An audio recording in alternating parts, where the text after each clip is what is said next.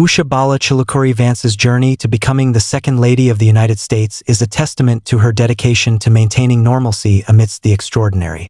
Born on January 6, 1986, in San Diego County, California, Usha was raised in an upper-middle-class suburb by her Telugu Indian immigrant parents. Her mother, a biologist, and her father, an engineer, instilled in her the values of education and perseverance. Usha's academic pursuits led her to Yale University, where she earned a bachelor's degree in history. Her thirst for knowledge took her across the Atlantic to the University of Cambridge, where she obtained a master's degree as a Gates Cambridge Scholar.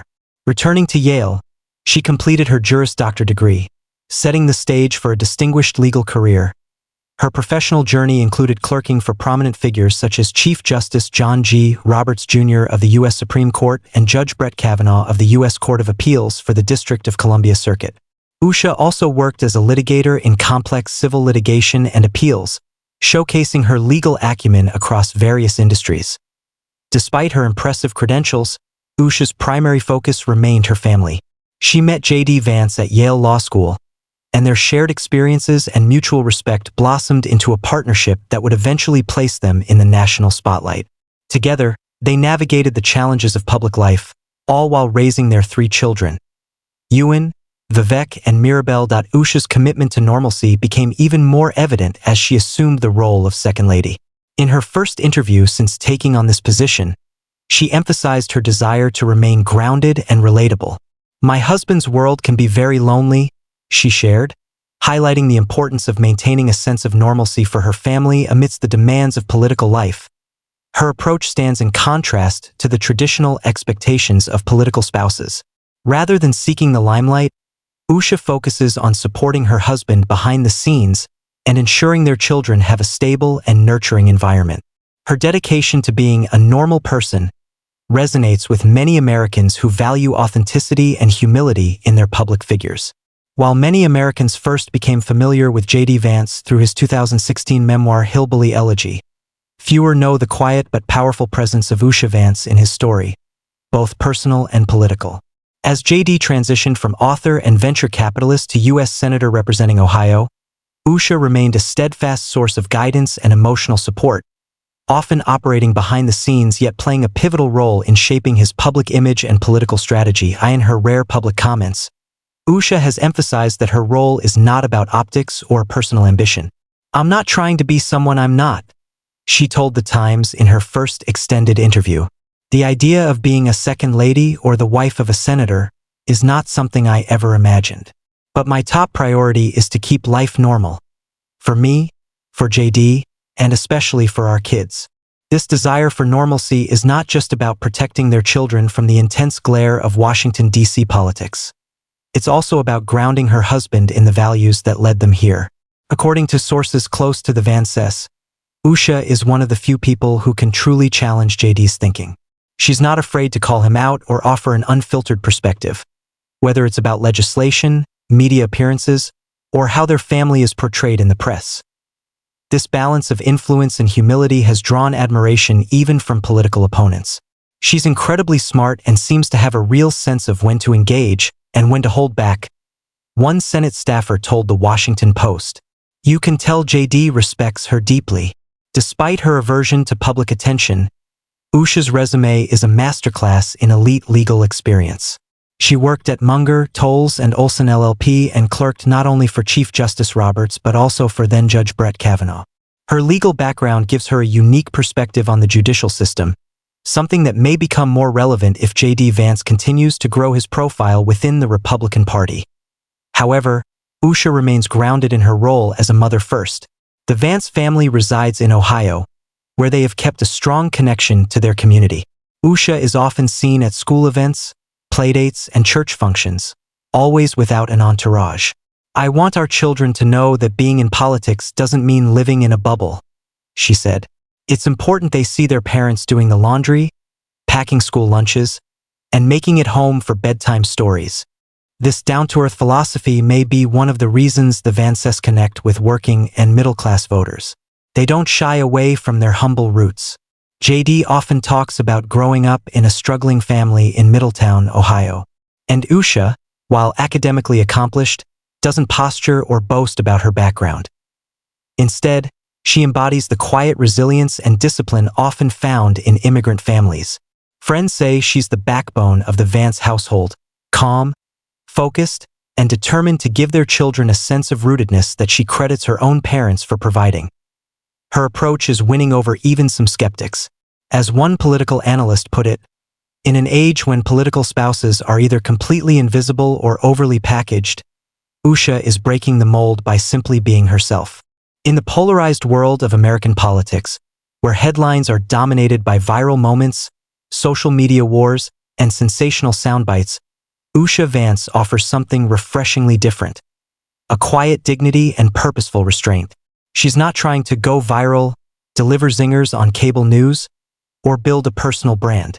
Instead, she's reshaping what it means to be a political spouse, particularly in an era where such roles are often performative or overshadowed by controversy. When Usha speaks of her highest priority being to remain a normal person, she's not referring to an absence of ambition. Rather, she's deliberately choosing a path of steadiness and substance.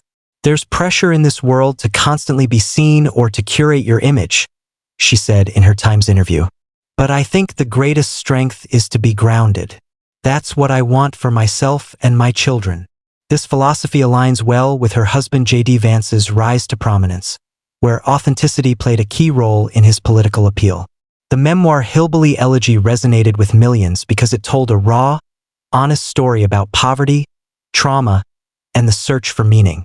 Usha's behind-the-scenes presence during that book's rise, and later, its film adaptation and the whirlwind of political life that followed, has helped anchor J.D. through those transitions. Unlike spouses who take on partisan crusades or organize sweeping national initiatives, Usha isn't launching her own platform. She prefers to lead quietly, volunteering at schools, attending community events in Ohio, and maintaining a deliberate distance from the national spotlight. Yet, ironically, this very approach has earned her a growing respect among political observers and even within Capitol Hill circles. Political consultant and former White House staffer Laura Wilson commented on the uniqueness of Usha's role. In a way, she's returning to an older tradition of political spouse, like Bess Truman or Barbara Bush, where dignity and family came first. But she's also modern in her legal intellect and her ability to influence quietly. Even Usha's decision to avoid social media is notable. In a time when many political spouses build large followings, Usha remains largely offline. She doesn't maintain public Instagram or Twitter profiles, choosing instead to live life offline with her family. According to friends, this is both a personal and strategic decision. Social media doesn't make me a better mother or a better partner, she's been quoted saying. It just adds noise. Still, her impact on policy and politics is tangible. J.D. Vance's evolving positions on issues such as family leave, childcare, and immigration have reportedly been shaped in part by long conversations with Usha. She brings a sharp legal mind to every discussion, J.D. has said.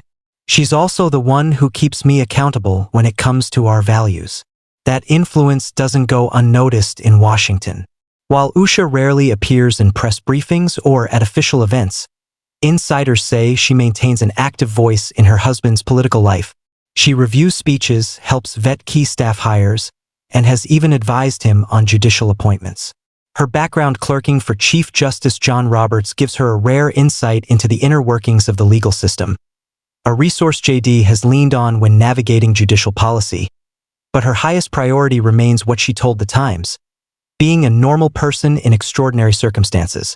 That includes being present for her kids' school performances, planning family meals, and making sure their household feels like home, not an extension of the campaign trail. She's the reason J.D. is able to do what he does, said a longtime family friend. She's not just his support system, she's his compass. As Usha Vance balances life as the second lady with her personal quest to stay grounded, one of her greatest challenges is the constant tension between life in Washington, D.C. and the home her family has built in Ohio. While J.D. Vance's work in the U.S. Senate demands a near-constant presence in the Capitol, Usha remains rooted in their home state, a decision she says is central to her mission of preserving normalcy for their children. We chose Ohio for a reason, Usha explained. It's where J.D.'s family is, where we can raise our kids with a sense of belonging. and where life isn't filtered through a political lens. It's real.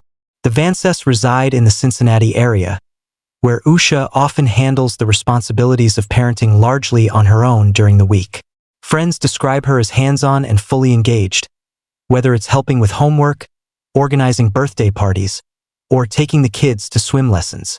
She's involved in their local school community and often attends Mass at a local Catholic parish, quietly and without any form of security entourage. This low-key lifestyle is a deliberate contrast to the celebrity-like image often cultivated by families in national politics. Despite JD's growing popularity among conservatives and increasing appearances on cable news and political panels, Usha has chosen not to chase visibility.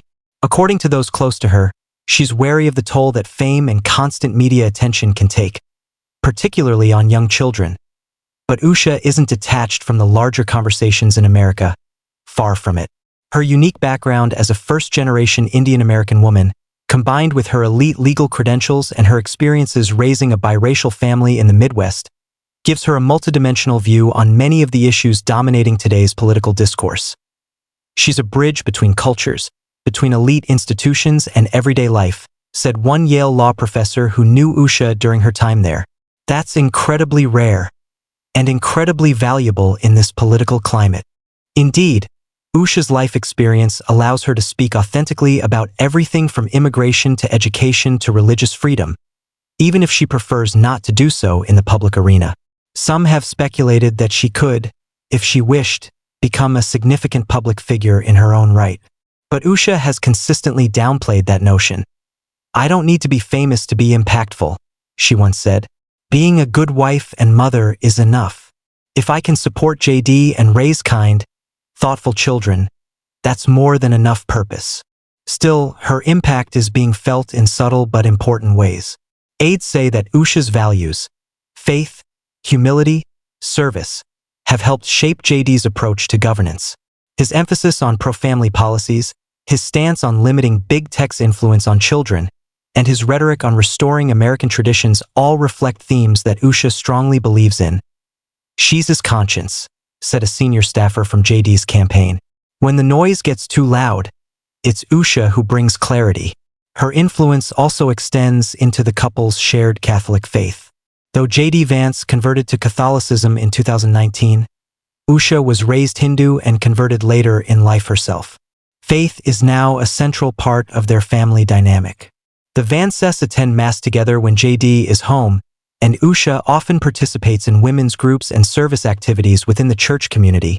She has a beautiful way of living out her faith, not loudly, but with integrity, said one parishioner who knows the family. As Usha continues to navigate this role with grace, one thing is clear: her brand of leadership, quiet, sincere, and deeply rooted in family, is striking a chord in a country that's often overwhelmed by political spectacle. In a time when authenticity can feel rare, her story is a reminder that leadership doesn't always have to shout to be heard. As Usha Vance's image slowly emerges from the background of American political life, a quiet transformation is underway, one that redefines the role of the political spouse in 21st century America. Without fanfare, personal branding campaigns, or flashy magazine covers, Usha is shaping a new archetype, that of the steady, intelligent, deeply principled partner who exerts real influence without stepping into the glare of the spotlight. This understated leadership style is particularly notable at a time when American political families often live under a microscope. Whether it's the high-profile social activism of figures like Michelle Obama or the scrutiny faced by former Second Lady Karen Pence, modern political spouses are expected to perform. Usha Vance, however, has taken a different approach, one that prioritizes privacy, family cohesion, and substance over spectacle. Her strategy appears to be working. Polling conducted in Ohio and among national Republican voters suggests that JD Vance's image has been strengthened, in part, by the perception of a strong and stable family unit behind him. While not every American knows Usha's name, many recognize that her influence is reflected in JD's tempered messaging on culture and family issues. Even more striking is the respect she's garnered from across the aisle. In a political moment where polarization is the norm, Usha's dignity and restraint are seen as a rare form of leadership. Several Democratic aides have quietly praised her for the civility she brings to public interactions, Even when ideological disagreements are sharp, she doesn't posture. She doesn't provoke. She just listens, and when she speaks, it's always measured and thoughtful, said one Democratic staffer who encountered her during a bipartisan family event on Capitol Hill. This capacity for grace under pressure has also made her a source of strength during personal and political storms. In the wake of the January 6th Capitol attack and the broader debates around political extremism, J.D. Vance, who at one point shifted significantly rightward, faced increasing pressure to clarify his positions. According to those close to the family, it was Usha who pushed for a return to moral clarity and consistency. She reminded J.D. of who he was and why he got into public service in the first place, said a longtime friend of the couple. She told him, "Don't get lost in the noise. Stay grounded in truth." That's who she is. It's that centering force, both moral and emotional, that sets Usha Vance apart. Rather than build a brand, she's built a family.